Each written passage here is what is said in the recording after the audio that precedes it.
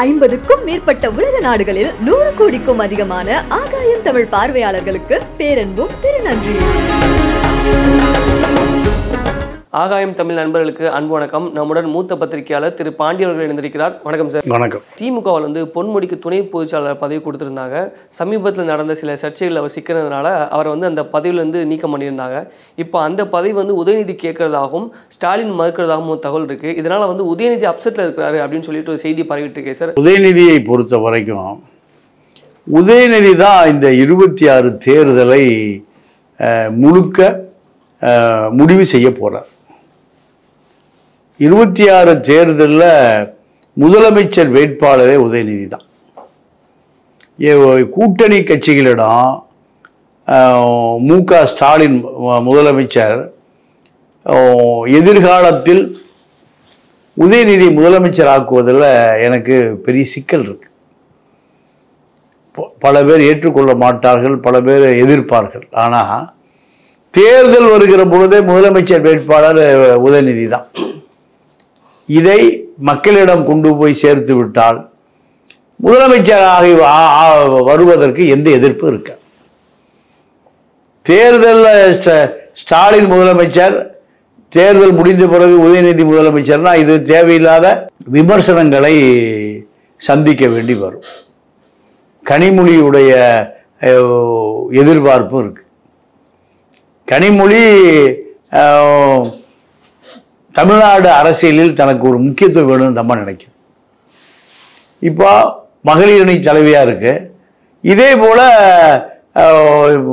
ஸ்டாலினுக்கு பிறகு கனிமொழி என்கின்ற அந்த இடத்த ஸ்டாலின் வழியாகவே அறிவிக்கணும்னு அந்த அம்மா நினைக்குது. ஆனால் ஸ்டாலின் நினைக்கிறாரு உதயநிதியை முதலமைச்சர் வேட்பாளர் நினைக்கிறார். ஸ்டாலினுக்கு பின்னாடி அந்த இடம் கனிமொழிக்காக விட்டு கொடுக்க முதலமைச்சர் குடும்பம் தயாராக இல்லை. இப்போ மேற்கு மண்டலம் என்பது செந்தில் பாலாஜியுடைய நிர்வாகத்துக்குள்ள வரக்கூடிய பகுதி. கோவை, பெரியார், நாமக்கல் மாவட்டம், திருச்செங்கோடு, கரூர் வரைக்கும் இந்த மாவட்டங்கள் அத்தனையுமே அதிமுகவுக்கு பலமான மாவட்டங்கள், திமுகவுக்கு பலவீனமான மாவட்டம். அந்த அந்த அந்த கொங்கு பெல்ட்டில் திமுக பெரிய அளவில் வெற்றி பெற முடியல. அதனால தான் செந்தில் பாலாஜிகிட்ட கொடுத்து வேலுமணியை எதிர்க்கக்கூடிய அனைத்து அதிகாரமும் செந்தில் பாலாஜி கொடுத்தாங்க. இந்த டாஸ்மார்க் உட்பட அத்தனையுமே மணல் முழுக்க கரூரில் செந்தில் பாலாஜி கட்டுப்பாடு கொண்டு வந்தாங்க. ஆனால் இப்போ செந்தில் பாலாஜிக்கு அதிகாரம் இல்லாத அமைச்சராக இல்லை. இப்போ செந்தில் பாலாஜியும் உதயநிதி இணைந்து பணியாற்றுவதற்கான ப்ராசஸை தலைமை கொடுக்குது. அதில் திருச்சி, பெரம்பலூர், திருநெல்வேலி, விழுப்புரம் இதெல்லாம் நேரு கட்டுப்பாட்டில், சென்னை உட்பட, சென்னை சேர்த்து நேரு உடைய கட்டுப்பாடு. நீங்கள் நேருகிட்ட கொடுத்துட்டா அதில் ஸ்டாலின் தலையிட வேண்டிய அவசியமே இல்லை. அதே போல் செந்தில் பாலாஜி ப்ளஸ் உதயநிதியிட்ட கொடுத்துட்டா அதை பற்றி கவலைப்பட வேண்டிய அவசியமே இல்லை. அதே போல் இப்போ ஏவா வேலுகிட்ட ஏறக்குறைய ஒரு 7-8 மாவட்டங்கள், திருவண்ணாமலை, திண்டிவனம், வேலூர், இப்படி இது மேற்கு மண்டலத்திலிருந்து முழுக்க வன்னியர் பெல்ட், இதை முழுக்க வேலு வசம் கொடுத்தாச்சு. பொன்முடியுடைய விழுப்புரம் வரைக்கும் ஏவா வேலு கட்டுப்பாட்டுக்கு போயிடுச்சு. இப்போ ஏவா வேலு கட்டுப்பாட்டுக்கு போயிடுச்சு. ஏவா வேலுகிட்ட கொடுத்தாலும் அதை பற்றி கவலைப்பட வேண்டியதில்லை. ஏவா வேலு, செந்தில் பாலாஜி, KN நேரு, தங்கம் தென்னரசு, இப்படி ஒரு 5 படை தளபதிகள்கிட்ட தமிழ்நாட்டை முழுக்க பிரித்து கொடுத்தாச்சு. சேகர் பாபு சென்னை, இப்படி. ஆனால் 200 தொகுதிகளில் ஒரு தொகுதியில் 50 கோடி ரூபாய் செலவு செய்வதற்கு இப்போ திமுக தயார். நமக்கு 180 தொகுதி வெற்றி உறுதி, 200 டார்கெட் பண்ணி 150 வெற்றி உறுதி. கூட்டணி கட்சிகளுக்கு எல்லாம் சேர்த்து கொடுத்தது போக திமுக தனி பெரும்பான்மையா 150 சீட் ஜெயிச்சிரும். இதை உளவுத்துறையை விட்டு பிரைவேட் ஏஜென்சி, மாவட்ட செயலாளர்கள் எல்லாத்தையும் விட்டு இப்போ அந்த ப்ராசஸ் ரெடியா இருக்கு. இப்போ மாவட்ட செயலாளரை அதிகப்படுத்தலாமா? 100 மாவட்ட செயலாளர் ஆக்கிடலாம். 234 தொகுதிக்கும் 100 மாவட்ட செயலாளர்னா நிர்வாகம் பண்ணுவதற்கு சரியா இருக்கு. இப்போ 100 மாவட்ட செயலாளர்களுக்கு நீங்க 2 தொகுதி கொடுத்துட்டீங்கன்னா 200 தொகுதி வந்துருச்சு. 200 தொகுதியை பார்ப்பது மிக எளிது. 34 தொகுதி கூட்டணி கட்சி வேலை, அது நமக்கு விட்டுறலாம். 200 டார்கெட் போனால் 150 வந்துடும். மாவட்ட செயலாளர் 100, மாவட்ட செயலாளர்னா நீங்க ஒவ்வொரு மாவட்ட செயலாளருமே மந்திரிக்கு இணையானவர்கள். 30-32 மந்திரி இருந்தாங்கன்னா மாவட்ட செயலாளர்கள், சட்டமன்ற உறுப்பினர்கள் எல்லாமே மந்திரிக்கு இணையான அதிகாரம் தலைமையால் கொடுக்கப்பட்டிருக்கும். என்ன வேலை? எப்படியே ஜெயிச்சு உள்ள கொண்டு வந்தோம். திமுக 2026ல் இந்த பக்கம் அதிமுக, பிஜேபி, தேமுதிக, பாமக பிளஸ் விஜய். கண்டிப்பா விஜய் அதிமுக கூட்டணியில சேர்ந்துருவார், அது மாற்றமே இல்லை. எடப்பாடியை மிக எளிதாக பிஜேபி கூட்டணியில கொண்டு வரக்கூடிய அமித்ஷா எப்படியாவது விஜய் கொண்டு வந்தா போட்டி கடுமையா இருக்கும். போட்டி கடுமையா இருந்தா திமுக ஆளுங்கட்சி இருக்கு. இப்போ பொன்முடி போன்றவர்கள்லாம் இப்போ களத்திலேயே இல்லை. பொன்முடிக்கு இப்போ துணை பொதுச் செயலாளர் பறிச்சாச்சு, அமைச்சர் பதவியும் பறிச்சாச்சு. அப்போ ஸ்டாலினுடைய முதல் சுற்று வட்டத்தில் உள்ளவர். இப்போ அவர் எனக்கு அரசியல் போதும், நான் புத்தகம் எழுத போறேன், எங்க போய் ஏற்காடு போய் புத்தகம் எழுத போறேன்னு முடிவு பண்ணிட்டார். அப்போ இல்ல அரசியல் விட்டு போறாரா? இல்ல, அவருக்கு இந்த தேர்தல் கண்டிப்பா அவருக்கு ஒரு பெரிய அதிகாரத்தை கொடுக்காது. ஏன்னா அவர் மகன்கிட்ட மாவட்ட செயலாளர் கொடுக்காம ஜென்ம விரோதியான அதிமுகவிலிருந்து வந்த லட்சுமணனுக்கு மாவட்ட செயலர் கொடுத்துட்டாங்க. அப்ப லட்சுமணன் எப்படியும் பொன்முடி அதிகாரமோ இல்லை பொன்முடி மகனுடைய அதிகாரமோ வளராம பார்த்துக்குவார். பொன்முடி அரசியல் ரிட்டையர்ட் ஆகுறாரா அவரு? இல்லை, அவர் புத்தகம் எழுத போறேன்னு சொல்லிட்டு இருக்காரு. ஆனா ஸ்டாலின் இருந்து அவருக்கு ஒரு கிரீன் சிக்கிள் கிடைக்கல. ஸ்டாலின் மேல வருத்தமா இருக்கார். அவங்கள கூப்பிட்டு விசாரிச்சிருக்கலாம், விசாரிக்காம பதவியிலிருந்து 2 பதவியிலும் எடுத்துட்டார். அதாவது அமைச்சர் பதவி நீதிமன்ற நெருக்கடி கொடுக்குது எடுத்துட்டாரு, துணை பொதுச் செயலாளர் முதல்ல எடுத்துட்டார். அப்போ இந்த முதலமைச்சருக்கு நெருக்கமான வட்டாரன்னு பார்த்தீங்கன்னா நீங்கள் ஏவா வேலு, சேகர் பாபு, நேரு, செந்தில் பாலாஜி, இவர்கள் தான் நெருக்கமான வட்டாரம். எந்த ஆலோசனையும் இவர்கள்ட்ட கேட்டுத்தான் முடிவெடுப்பார். கட்சியினுடைய அத்தனை பல்ஸும் தெரிஞ்சால் தங்கம் தென்னரசு 5 பேர், அதை ஒருத்தர் விட்டேன். இந்த 5 பேர் தான் ஸ்டாலினுடைய முதல் வட்டம். இப்போ கருணாநிதிக்கு ஒரு வட்டம் இருந்தது, ஆற்காடு வீராசாமி, துரைமுருகன், ஏவா வேலு, வீரவண்டி யாரும் செத்து போயிட்டார். இப்படி ஒரு 3-4 பேர், டிஆர் பாலு, துரைமுருகன், இவங்களுக்கு கேட்டுத்தான் எந்த முடிவு எடுப்பார். லாபம் நட்ட கணக்கு, அவனை கட்சி நீக்கலாமா, சேர்த்தலாமா, கூட்டணி வைக்கலாமா, இதில் முரசொலிமான் வரை முரசொலிமான் இருப்பார், அவர் இறந்துட்டார். இப்படித்தான். அப்போ இதே நிலைமை தான் ஸ்டாலினுக்கு. ஸ்டாலின்ல 1 விக்கெட் அவுட்டு. யாரு? பொன்முடி. அடுத்து இப்போ துரைமுருகன் அவுட்டு. ஏன்னா கனிம வளத்தை யார் ரகுபதி கொடுத்தாங்கன்னா கனிம வளத்துல தான் பார்ட்டி ஃபண்டு வருது. இது துரைமுருகன் மணல்ல இருந்து பார்ட்டி ஃபண்டே தரமாட்டேங்குது, அழுத்தி கேட்கவும் முடியல. ஏன்னா இப்போ தேர்தலுக்கு எப்படி இருந்தாலும் ஒரு ஜனவரியோட எந்த அரசியல் பரபரப்பு நகர்வுகளும் அதிகாரத்தை வச்சு செய்ய முடியாது. கலெக்டர் எஸ்பியை சொல்லி கேட்க மாட்டாங்க. எல்லாம் இது வரைக்கும் ஜனவரி வரைக்கும் தான். அப்போ ஜனவரி வரைக்கும் இந்த அதிகாரத்தை ஒருங்கிணைத்து உதயநிதியிட்ட கொடுத்துறது. உதயநிதி தான் எல்லாத்துக்கும் கட்டளை இடக்கூடிய இடத்துக்கு கொண்டு வந்துடுது. இல்லை சார், இப்போ வந்து துணை பொதுச் செயலாளர் பதவி அவர் கொடுக்கலன்ற வருத்தத்தில் இருக்கிறாரு அப்படின்னு சொல்றாங்களே சார். இல்லை, அது ஒரு பெரிய விஷயமே இல்லை. முதலமைச்சரே ஆக்க போறவருக்கு துணை பொதுச்செயலாளர் பதவி ஒரு பெரிய பொருட்டா? கூட்டணி கட்சிகள்கிட்ட பூராமே அவர் பேசிட்டார். முதலமைச்சர் இந்த தேர்தலில் உதயநிதியை களமிறக்கி முதலமைச்சர் நாற்காலியில் அமர வச்சிடணும்னு முடிவு பண்ணிட்டார். அவர் இருக்கும்போது கொடுத்துருவாரா? யாரு?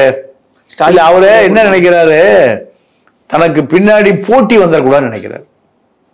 தனக்கு பின்னாடி இந்த முதலமைச்சர் நாற்காலியை வந்து இப்போ துணை முதலமைச்சர் ஆக்கிறதுக்கே பெரும் போராட்டம் நடந்தது.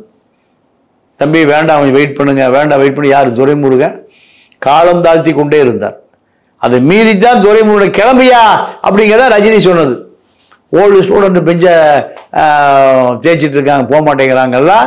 உதயநிதி துணை முதலமைச்சர் ஆக்கிறதுக்கு தடைக்கெல்லாம் இருந்தது துரைமுருகன் தான். அவருக்கு என்ன வெஞ்சன்ஸ் இருக்கு? அவருக்கு என்ன வெஞ்சன்ஸ்னா, அவர் துணை முதலமைச்சர் ஆயிட்டாரா அவருடைய அலுவலகம் துரைமுருகனை கட்டுப்படுத்தும். துரைமுருகனுடைய கனிம வளத்துறையை நீங்க துணை முதலமைச்சருடைய போர்ட்போலியோ இருக்கக்கூடிய ஐஏஎஸ் அதிகாரி, அந்த அதிகாரி கட்டுப்படுத்திடுவார். இப்போ சிஎம் இருக்காரு, சிஎம் கிட்ட இப்போ ஒரு 32 அமைச்சர் இருக்காங்க. 32 அமைச்சர்களுக்கும் ஒரு 5 முதலமைச்சருடைய செயலாளர் இருக்காங்க. சிஎம் செக்ரட்டரி 1, சிஎம் செக்ரட்டரி 2, 3, 4ன்னு 5 பேர் இருக்காங்க. 5 பேர் தான் அத்தனை அமைச்சர்களையும் கட்டுப்படுத்தக்கூடியவர்கள். அமைச்சர் கீழ் இருக்கக்கூடிய செயலாளர் ஐஏஎஸ் அதிகாரி இருப்பார். அந்த அதிகாரி யாரு கட்டுப்பட்டவர்? சிஎம் அலுவலகத்துக்கு கட்டுப்பட்டவர். தன்னிச்சை செய்ய முடியாது. சிஎம் ஆபீஸில் எதை செய்ய சொல்றாங்களோ அந்த துறை செயலாளருக்கு அவர் தான் அமைச்சரை சொல்லி செய்வார். இவர்களை தான் கட்டுப்படுத்துவது முதல் அமைச்சர். அப்போ முதலமைச்சருடைய அலுவலக அதிகாரிகள் தான் மொத்த அமைச்சர்களையும் கட்டுப்படுத்துறவங்க. இப்ப அதுக்கு அடுத்தபடியா துணை முதலமைச்சர் அலுவலகம் வந்துடும். இந்த அமைச்சர்கள் கூட துணை முதலமைச்சர் அலுவலகத்துக்கு கட்டுப்பட்டவர்கள் தான். அப்ப துரைமுருகன் யாரு கண்ட்ரோலுக்கு வராது? உதயநிதி துணை முதலமைச்சருடைய கட்டுப்பாட்டுக்கு வராது. அதை அவர் விரும்பல. முதலமைச்சர் அலுவலக அதிகாரிகள் கட்டுப்பாடுறதே துரைமுருகன் விரும்ப மாட்டாரு. அப்ப துணை முதலமைச்சருடைய அலுவலக அதிகாரிகள் தன்னுடைய அதிகாரிகளை கட்டுப்படுத்துவது எப்படி விரும்புவாரு? அதுக்குதான் காலம் தாழ்த்திட்டு வந்தார். ஆனா துணை முதலமைச்சர் ஆக்குவதற்கு காரணம் தன்னுடைய நாற்காலிய அமர வச்சு அழகு பார்க்கணும்னு விரும்புறாரு. தன்னுடைய ஹெல்த்தா இருக்கும் போத முதலமைச்சரை ஆக்கிட்டா தன்னுடைய வேலை முடிஞ்சது. உதயநிதிக்கு எதிர்காலம் உறுதி செய்யப்பட்டு விடும். எதிர்காலத்துல கனிமொழி பயம் இருக்கு, கட்சியை கனிமொழி உடைச்சிடணும் பயம் இருக்கு. ஏன்னா அந்த அம்மா கண்டிப்பா உதயநிதி கட்டுப்பாட்டுக்கு வராது. உதயநிதியுடைய அப்பா ஸ்டாலினுடைய கட்டுப்பாட்டுக்கு வருமே தவிர உதயநிதி கட்டுப்பாட்டுக்கு உதயநிதியை எதிர்பார்த்து உதயநிதிக்கு டெல்லி அரசியல அறிவுரை கேட்டுட்டு அந்த மாதிரி செயல்படாது. ஏன்னா அது கருணாநிதி பொண்ணு, உதயநிதி வயசுல 3/4 வயசுல அந்த அம்மாவுக்கு ஒரு பையன் இருக்கிறான். அப்போ டெல்லியில எப்படி செயல்படணும் அப்படின்னு உதயநிதி உத்தரவிட முடியாது கனிமொழிக்கு. அந்தமா தான் யாருக்கு ஆலோசனை சொல்லும்? உதயநிதிக்கு ஆலோசனை சொல்லும். அப்ப இந்த எரர் வரும். எப்பவுமே ஃபியூச்சர்ல இந்த எரர் வந்துடும். நீங்க கருணாநிதி இருக்கிற காலத்திலேயே அழகிரியா ஸ்டாலினான சிக்கல் வந்தது. நடமா ஹெல்த்தா, அதாவது தனக்கு அதிகாரத்தில் இருக்கிற பொழுதே தன்னுடைய மகனை அதிகாரத்தை கொண்டு வந்தோம்னு விரும்புறார். அதான் கொஞ்சம் கொஞ்சமா கொடுத்து இப்போ சக்சஸ் ஃபார்முலா தான். இந்த தேர்தலில் தன்னுடைய ஆதரவாளர்கள் தான் சட்டமன்ற உறுப்பினர் வரணும்னு அவர் விரும்புகிறார். உதயநிதிக்கு யாரு? மகேஷ் பொய்யாமொழி, நம்ம திண்டுக்கல் ஐபியினுடைய மகன், இப்படி ஒரு யூத் டீம் இருக்கு. ஆனா அவசரப்பட்டு நீ எந்த முடிவுக்கும் போகாத, நான் அதை முடிவு பண்ணிக்கிறேங்கிறார். யாரு? ஸ்டாலின். வைகோ மல்லை சத்யா பிரச்சனை மாதிரி ஆயிடக்கூடாது, அன்புமணி ராமதாஸ் சண்டை மாதிரி ஆயிடக்கூடாது. அதுல ஒண்ணுமே இல்லை. அங்க கட்சியில எல்லாம் 1/2% 1% தான் ஓட்டு இருக்கு. ராமதாஸ் கட்சியெல்லாம் 1%க்கு மேல ஓட்டே இல்லை. காசு கொடுத்தா கூட்டிகிட்டு வரணும், அந்த கண்டிஷன் ஆகிப்போச்சு. அதே போல் வைகோ கதையும் அதே மாதிரி ஆகிப்போச்சு. நாஞ்சில் சம்பத் சொன்னதை போல் தீப்பெட்டி எங்கே ஒரு தீப்பெட்டிக்குள்ள முடங்கி போச்சுனார், ஒரு பம்பரம் எங்கே முடங்கி போச்சு, தீப்பெட்டிக்குள்ள முடங்கி போச்சுனார். அப்போ இப்படி ஒரு நிலைமை இருக்கு. ஆனால் திமுக கருணாநிதி இருக்கும்போதே பயிற்சி கொடுத்து துணை முதலமைச்சர் ஆக்கிட்டார். யார? ஸ்டாலின் மேயர் ஆக்கிட்டார். மேயர் பிளஸ் துணை முதலமைச்சர்.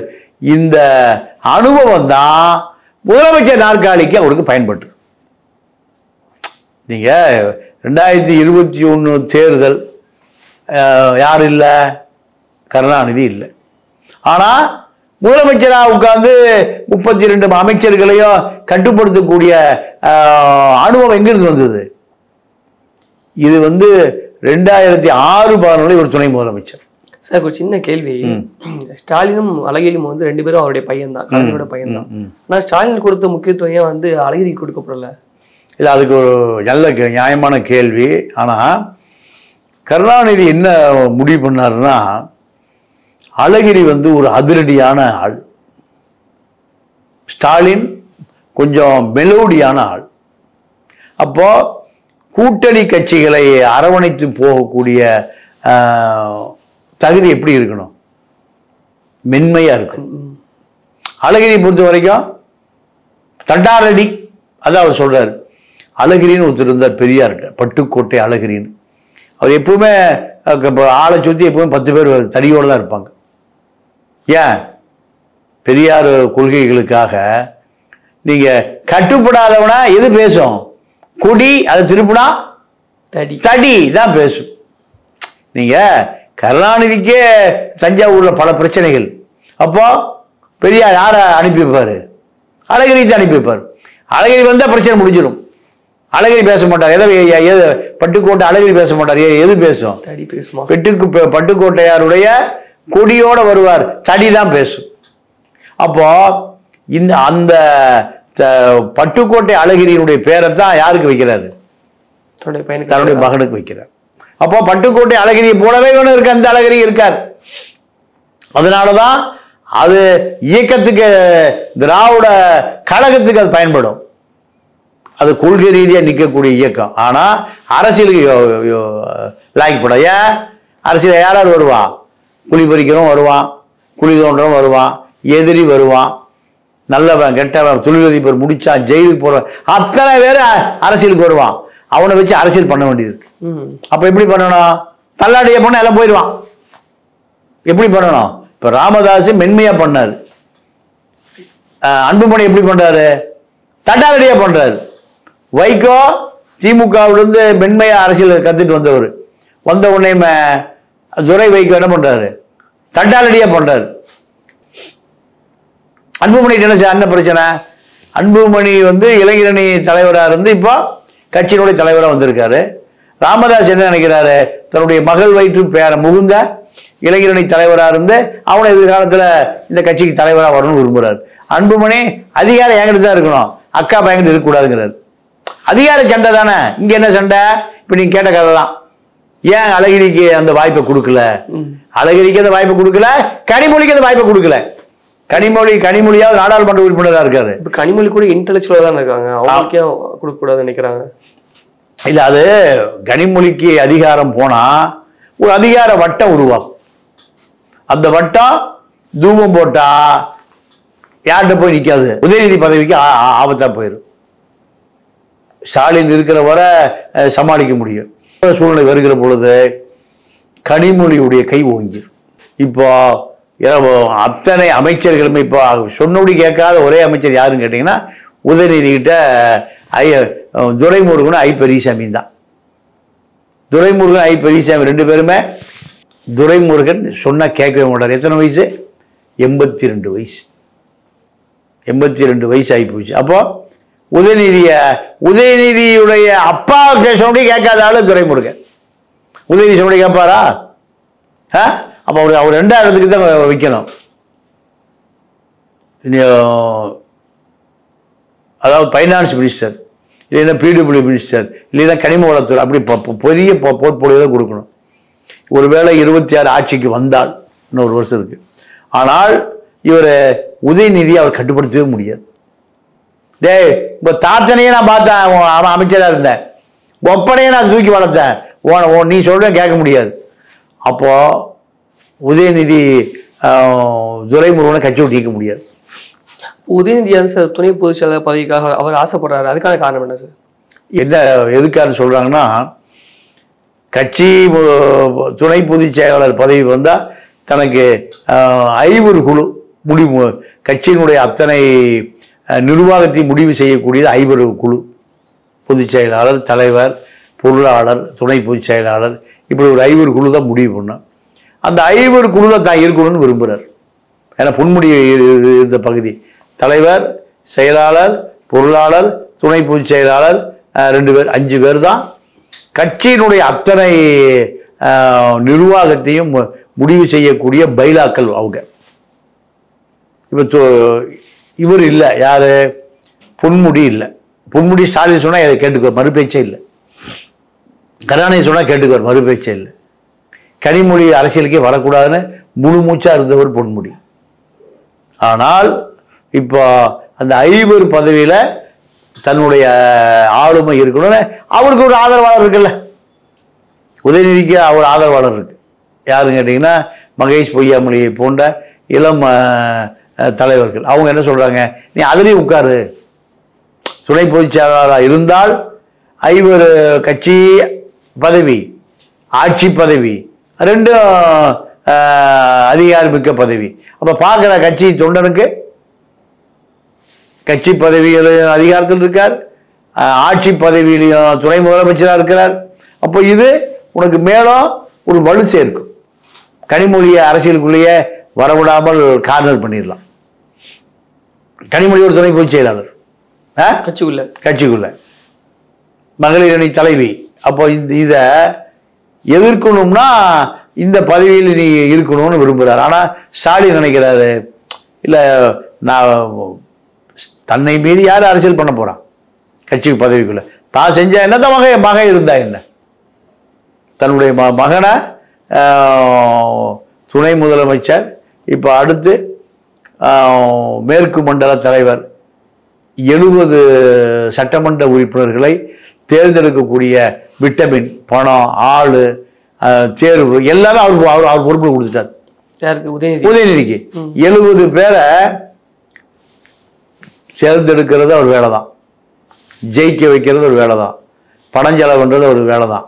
70 சீட்டு ஜெயிக்க வைக்கிறதா அசைன்மெண்ட். இந்த பெல்ட்டில் செந்தில் பாலாஜி எதை சொல்லுகிறாரோ அதை அப்படியே அவர் கேட்பார். ஏன்னா செந்தில் பாலாஜி களத்தில் உள்ளவர்.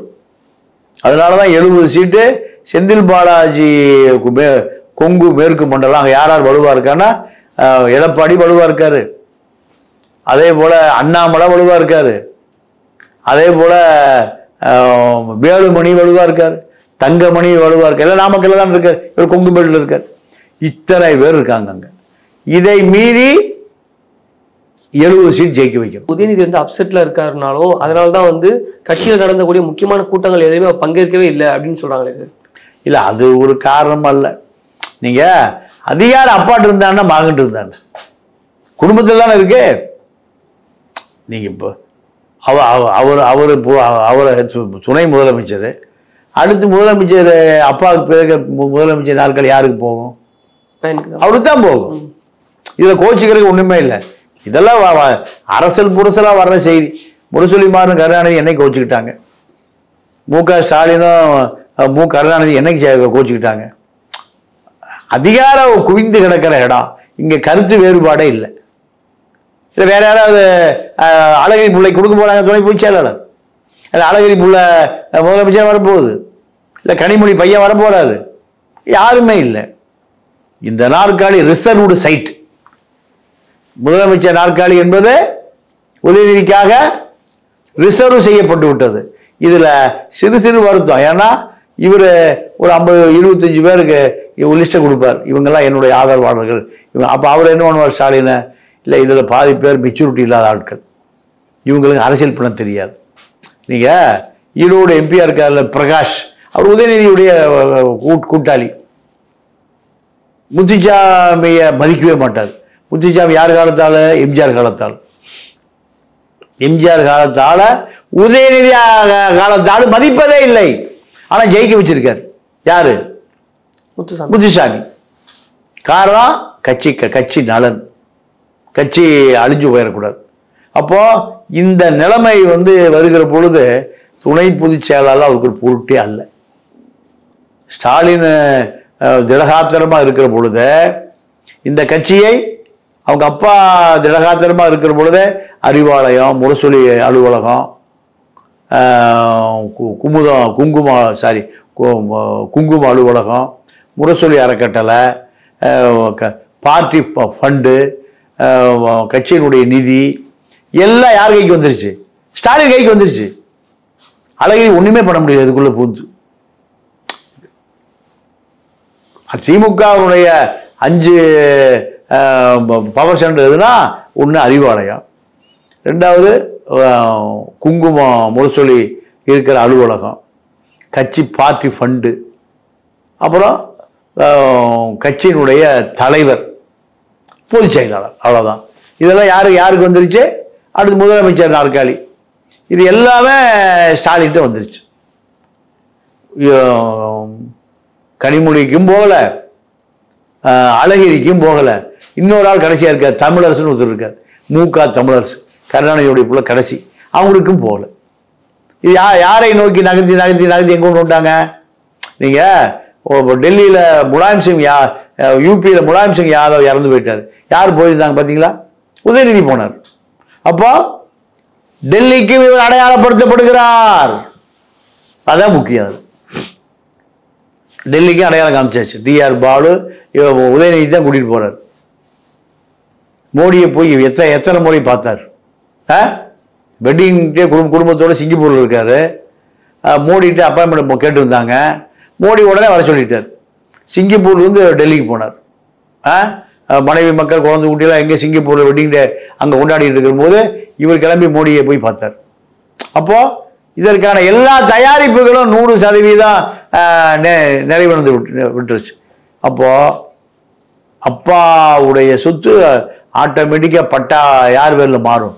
மகனுக்கு தான் மாறும்.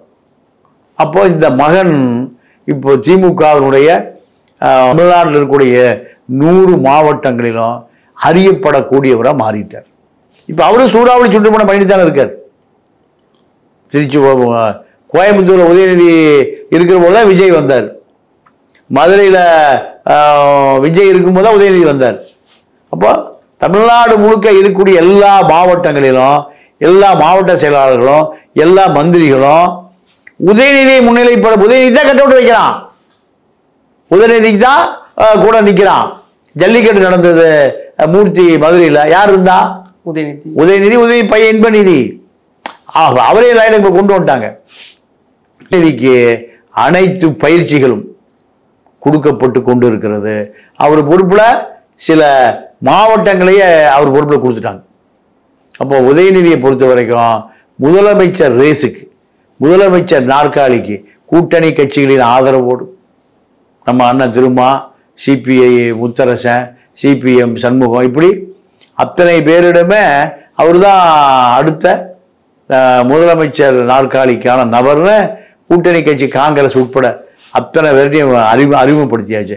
அதனால அவர் அதை நோக்கி மிக வேகமா நகர்ந்துட்டு இருக்காரு.